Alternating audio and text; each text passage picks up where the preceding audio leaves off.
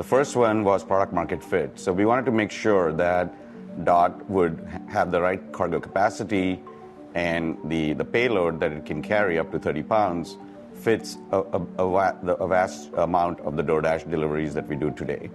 The other big part was it had to be going at speeds that allowed us to do a big chunk of deliveries in the 3 to 5 mile range. And that's why the design point was it needs to be able to go on bike lanes, on roads, on sidewalks.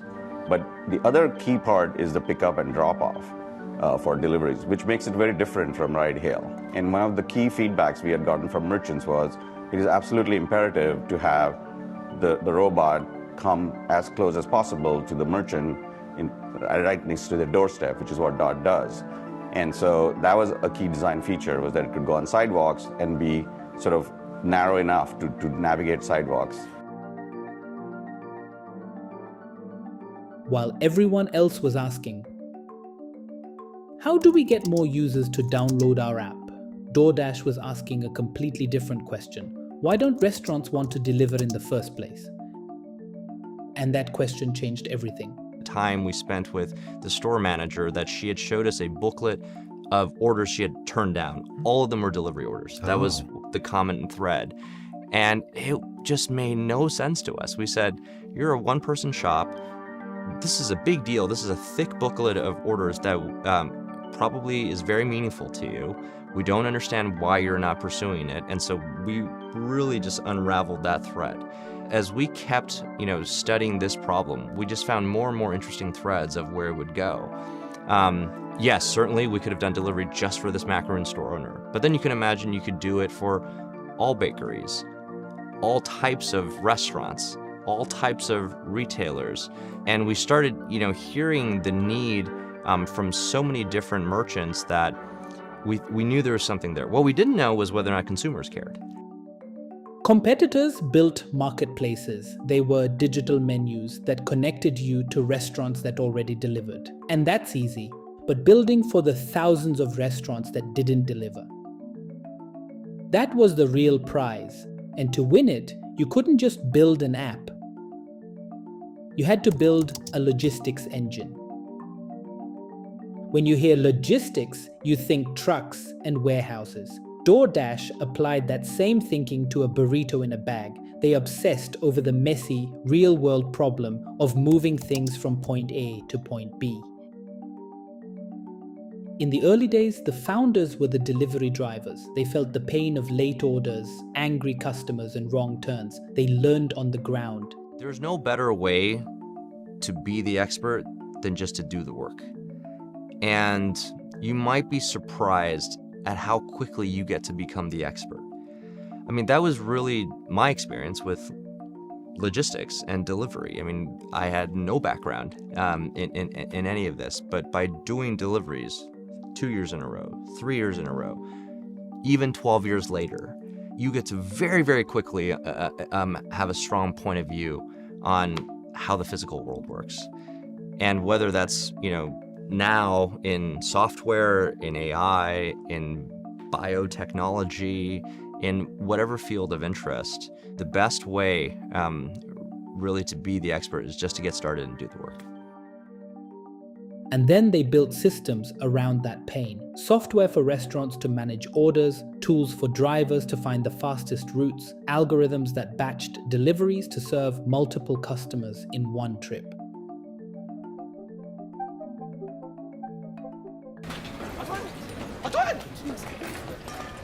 Antoine, t'es là, t'as frais de livraison? Oui, comme les frais de livraison, mais c'est pas le sujet. Est-ce que c'est toi qui fais la prochaine pub Uber One? Oh. Ouais. Là, c'est pas mal. Antoine. Déjà que tout le monde te kiffe, Antoine. Bah si, tout le monde te kiffe, Antoine, tout le monde te kiffe. Si en plus de ça, tu dis qu'Uber One est à 5,99 €, moi je suis fichu. Attends. Combien? Bah 5,99 €. Ça voudrait dire que... Bah, que c'est rentable dès la deuxième commande dans le mois, voilà. Et c'est quoi ce truc là? Quoi, couper? Avec Uber One, commandez sans frais de livraison. C'est super. Grubhub perks give you deals on the food you love. The kind of deals that make your boogie.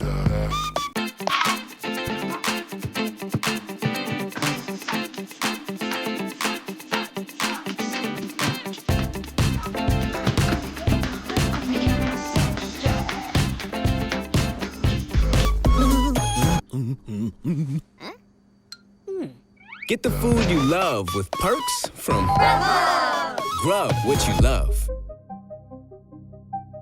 But knowing how to build a system is useless if you don't know where to build it. Here's the second best move they made, and it was brilliant.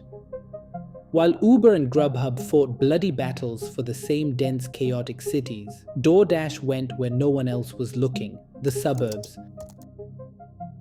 Suburban orders were bigger, the streets were simpler, and building a dense, efficient network was faster. Every driver could complete more deliveries per hour, which meant happier customers and more money for everyone. They were building a machine in a low-competition environment. And then the ultimate test. When the world shut down, delivery became a lifeline. Competitors who had focused on cities saw their systems crumble under the sudden massive demand. But DoorDash's suburban machine, which they had spent years quietly optimizing, was ready. It scaled without breaking. The system was battle-hardened. That's when their best move paid off.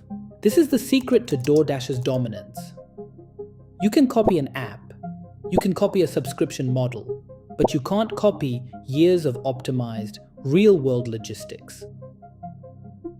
Uber Eats started as a side hustle for its ride-sharing network.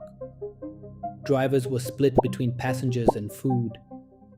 Grubhub was a marketplace with deep restaurant ties, but not a delivery engine.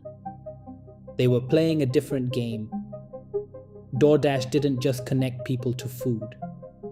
They connected the food to people. That operational focus is their moat, and it's why today. They're not just a food app. They're a logistics engine for everything. The lesson is simple.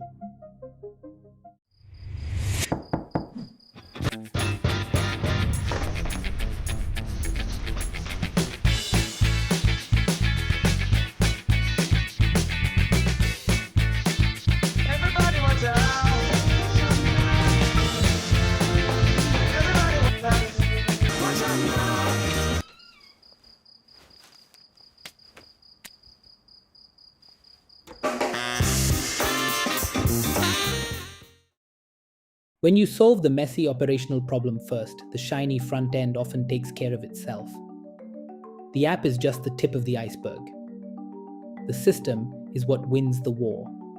In October 2025, DoorDash completed its $3.9 billion acquisition of Deliveroo, marking one of the biggest consolidation moves in the global food delivery industry.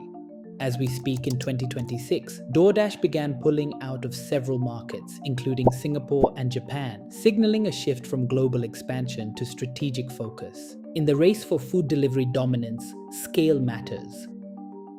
And a system that can deliver on profitability matters more. If you want to see how another food business breaks down, watch any of our videos that appear on the screen.